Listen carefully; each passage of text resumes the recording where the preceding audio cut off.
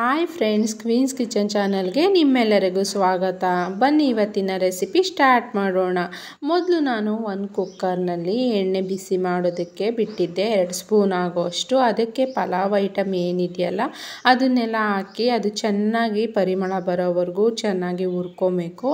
ನಂತರ ಅದಕ್ಕೆ ಒಂದು ಈರುಳ್ಳಿ ಹಾಕಿ ಅದು ಗೋಲ್ಡನ್ ಬ್ರೌನ್ ಬರೋವರೆಗೂ ಚೆನ್ನಾಗಿ ಹುರ್ಕೊಬೇಕು. ನಂತರ ಒಂದು ಹಿಡಿ ಆಗೋಷ್ಟು ಕೊತ್ತಂಬರಿ ಪುದೀನನ ಕಟ್ ಮಾಡಿ ಅದಕ್ಕೆ ಆ್ಯಡ್ ಮಾಡಿ ಅದನ್ನು ಚೆನ್ನಾಗಿ ಹುರ್ಕೊಬೇಕು. ನೋಡಿ, ಈ ರೀತಿಯಾಗಿ ನಾವು ಕೊತ್ತಂಬರಿ ಪುದೀನನ ಫ್ರೈ ಮಾಡ್ಕೊಬೇಕು ಚೆನ್ನಾಗಿ. ನಂತರ 1 ಸ್ಪೂನ್ ಆಗೋಷ್ಟು ಶುಂಠಿ ಬೆಳ್ಳುಳ್ಳಿ ಪೇಸ್ಟ್ನ ಇದಕ್ಕೆ ಆ್ಯಡ್ ಮಾಡಬೇಕು.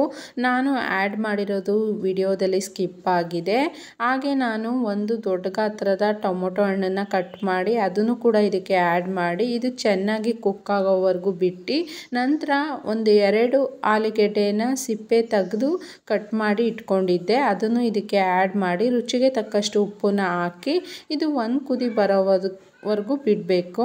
ನಂತರ ಬಿರಿಯಾನಿ ಮಸಾಲ 1 ಸ್ಪೂನ್ ಆಗೋಷ್ಟು, ಹಾಗೆ ಖಾರಕ್ಕನುಸಾರವಾಗಿ ಖಾರದ ಪುಡಿನ ಇದಕ್ಕೆ ಸೇರಿಸಿ ಎಲ್ಲವನ್ನು ಮಿಕ್ಸ್ ಮಾಡಿ ಈ ಆಲೂಗೆಡ್ಡೆಗೆ ನಾವೇನು ಹಾಕಿದ್ದೀವಲ್ಲ ಆ ಮಸಾಲೆ ಎಲ್ಲ ಚೆನ್ನಾಗಿ ಹಿಡಿಯೋವರೆಗೂ ಅದು ಫ್ರೈ ಆಗೋದಕ್ಕೆ ಬಿಡಬೇಕು. ನೋಡಿ, ಈ ರೀತಿಯಾಗಿ ಕುದಿ ಬರಬೇಕು, ಆಗ ಅದು ಫ್ರೈ ಆಗಿದೆ. ಹಾಗೆ ಆಲೂಗೆಡ್ಡೆಗೆ ಎಲ್ಲ ಮಸಾಲೆ ಹಿಡಿದಿದೆ ಅಂತ ಅರ್ಥ. ಹೀಗೆ ನಾವು ಚೆನ್ನಾಗಿ ಫ್ರೈ ಮಾಡೋದ್ರಿಂದ ಆಲೂಗೆಡ್ಡೆ ತುಂಬಾ ಚೆನ್ನಾಗಿ ಟೇಸ್ಟಿಯಾಗಿರುತ್ತೆ. ನೋಡಿ, ಈಗ ಇದು ಆಲೂಗೆಡ್ಡೆಗೆ ಎಲ್ಲ ಮಸಾಲೆ ಹಿಡಿದಿದೆ. ಈಗ 1 ಗ್ಲಾಸ್ ಆಗೋ ಅಕ್ಕಿನ ನಾನು ತೊಳೆದು ಇದಕ್ಕೆ ಆ್ಯಡ್ ಮಾಡಿದ್ದೀನಿ. ನಾನು 1 ಗ್ಲಾಸ್ ಅಕ್ಕಿಗೆ 1.5 ಗ್ಲಾಸ್ ನೀರನ್ನು ಹಾಕಿದ್ರೆ ಅನ್ನ ತುಂಬ ಉದುರುದ್ರಾಗುತ್ತೆ. ಸ್ವಲ್ಪ ಅನ್ನ ಮೆತ್ತಗೆ ಇಷ್ಟಪಡೋರು 1 ಗ್ಲಾಸ್ ಅಕ್ಕಿಗೆ 2 ಗ್ಲಾಸ್ ಅಷ್ಟು ನೀರನ್ನು ಹಾಕಬೇಕು. ನಂತರ ಇದು 1 ಕುದಿ ಬರಬೇಕು.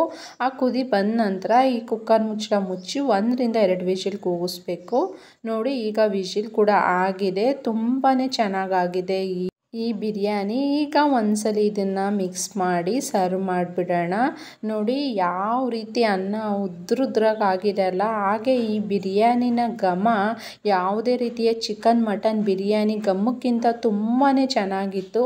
ಫ್ಲೇವರ್ ಕೂಡ ತುಂಬಾ ಟೇಸ್ಟಿಯಾಗಿತ್ತು. ಹಾಗೆ ನಿಮ್ಮ ಮಕ್ಕಳು ಆಲೂಗೆಡ್ಡೆನ ಇಷ್ಟಪಡೋರಾಗಿದ್ದರೆ ಈ ರೀತಿ ಒಂದ್ಸಲಿ ಬಿರಿಯಾನಿ ಮಾಡಿದ್ರೆ ತುಂಬಾ ಖುಷಿ ಪಟ್ಬಿಡ್ತಾರೆ. ನೋಡಿ, ಒಂದೇ ಥರದ ಅಡುಗೆಗಳನ್ನು ತಿಂದು ನಿಮ್ಮ ಮನೆಯವ್ರಿಗೂ ನಿಮ್ಮ ಮಕ್ಳಿಗೂ ಬೋರ್ ಆಗಿದ್ದರೆ ಈ ರೀತಿಯಾಗಿ ಹೊಸ ರೀತಿಯಲ್ಲಿ ಈ ಬಿರಿಯಾನಿ ಮಾಡಿಕೊಡಿ, ತುಂಬ ಇಷ್ಟ ಆಗುತ್ತೆ. ಲಂಚ್ ಬಾಕ್ಸ್ಗೂ ತುಂಬ ಚೆನ್ನಾಗಿರುತ್ತೆ, ಹಾಗೆ ಬ್ರೇಕ್ಫಾಸ್ಟ್ಗೂ ತುಂಬಾ ಚೆನ್ನಾಗಿರುತ್ತೆ.